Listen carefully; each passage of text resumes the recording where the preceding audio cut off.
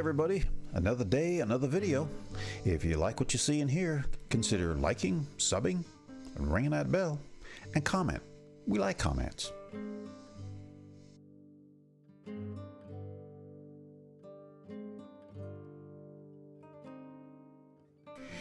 Good morning, everybody. Just this morning in the comments, there was a comment on the Robin Trower video, and let's see now, I wrote it down here. Alex, NY3MZ. Does NY stand for New York or no? Well, we don't know. He asked, he said I should listen to Stone the Crows. Now, that band, that name I remember hearing, but had never heard them, never listened to them. And he said that James Dewar was in the band since he was watching the Robin Trower video. And let's see, Les Harvey, who was Alex Harvey's younger brother, was on guitar. And as it turns out, Les Harvey was electrocuted on stage. Can you imagine such a thing? Terrible. 27, I think he was 27 when that happened. And Maggie Bell on vocals, Colin someone on drums. I don't remember all the names, but and so I was trying to do a whole bunch of research, but I knew I better get doing this video because I'd never find everything I was looking for. I was suggested a couple of names of songs. I found one, and it's a live version, so I figured, hey, why not? Live is good. So I got that, and then there's from, I'm not even sure the name of this album. I just quick kind of grabbed some stuff because this was like a last minute thing. This is from an album, Teenage Licks, and it says various artists on it, which is odd. Maybe because they do a couple of other people's songs. That could be. Well, why they are doing that, I don't know. We won't worry about that. But anyway, Big Jim Salter is the name of the song. But first, we're going to check out the video, and that is. You would think I would remember these things. Well, here's the beginning of it. It's, oh, for heaven's sakes, something 74. Well, we'll see it when it happens. When it happens, ladies and gentlemen. Oh, Love 74. There it is.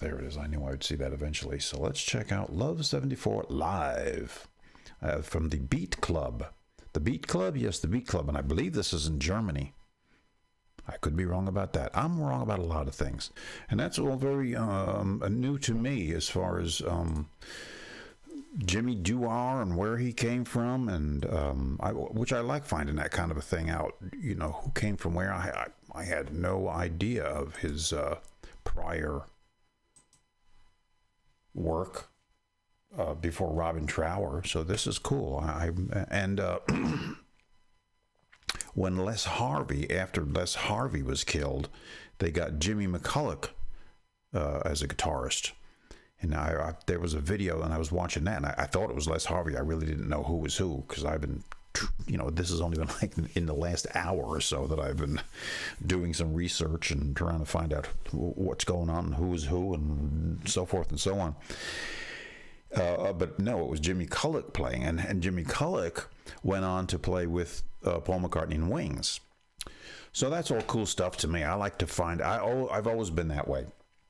Ever since way back when I was listening to, for instance, the first band I can think of, there probably were others, is like Crosby, Stills and Nash, and I was like, oh, cool, Crosby, Stills and Nash, and I started learning. Oh, well, this guy came from that band, Buffalo Springfield, and here, and and Graham Nash was in, but the Hollies and all of that, and I thought that was also cool, because at first it's just like the group, and that's it. When you're younger, they just like appear out of nowhere, like the Beatles. It's like poof, that's who they were, and that's who they always were, and they were, nothing was different. So, and I still like to find out about where people come from, because it's new to me. I knew nothing about James Dewar, and I've always liked him as a vocalist in Robin Trower, and I was saying that he made the band as much that sound. His voice was as important as Robin Trower's guitar playing to me. You know what I mean? It's just like he needed to be singing in that band. But so there you have it. So there's that, and that's the live thing from a 1970 performance in at the Beat Club. And like I say, I don't know. I'm not real sure where it's from, but I think it's Germany. And this is from an album. What did I say? Teenage Licks or something like that? Yeah. Big Jim Salter. So let's check out Big Jim Salter.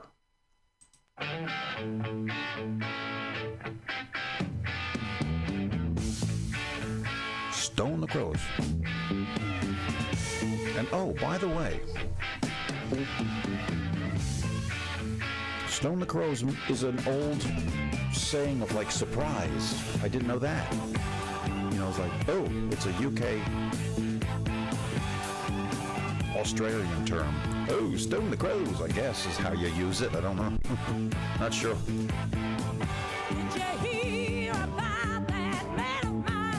Instead of saying, holy shit, you would go, Stone the Crows. I don't know. I guess. Jim Salter was his name. He sang his songs to Buckeye girls. His movements get kind of slow. Yeah, I'm digging these guys. He opened his hand and he grabbed my heart with the help of Cupid's bow.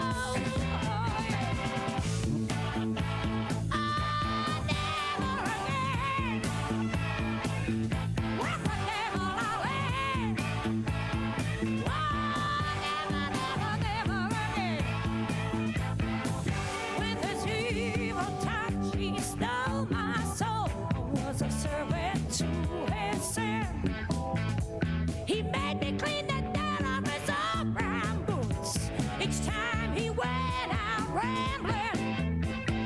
In his bed, he slept the day away. In his bed, I wanted to die. At midnight, he would dress and go and leave me there to cry.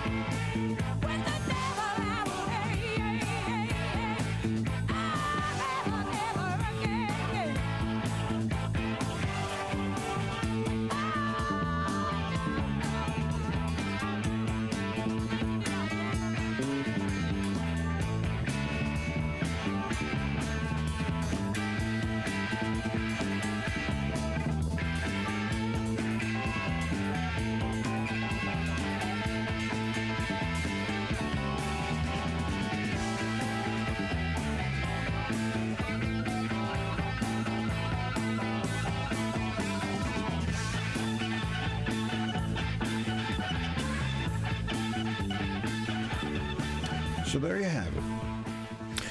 And they also were involved with, what's his name? I was just watching a video with Molly. What's her name? The singer. I was just saying her name, for heaven's sakes. Maggie Bell. Maggie Bell? Somebody Bell. Maggie Bell. Tell me I have that right. With the guy that was the manager of Led Zeppelin, and even his name I've forgotten. Anyway, that big burly dude who took care of business, he didn't take no crap from anybody.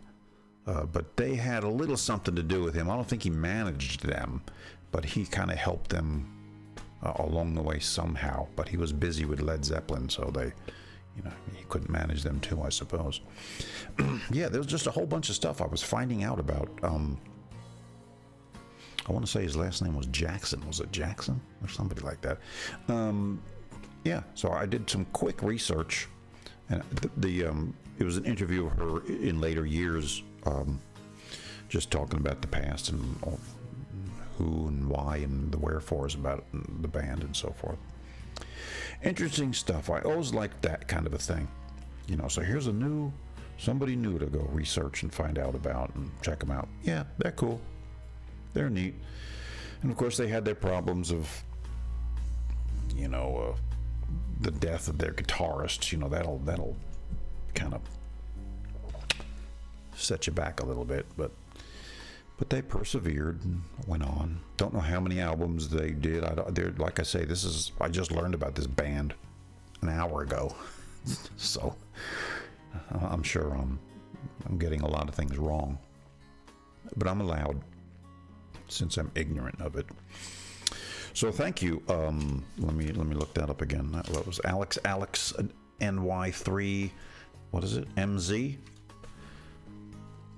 For that suggestion, because I would have never have thought about this band. Cool. Anyway, thanks everybody. Later.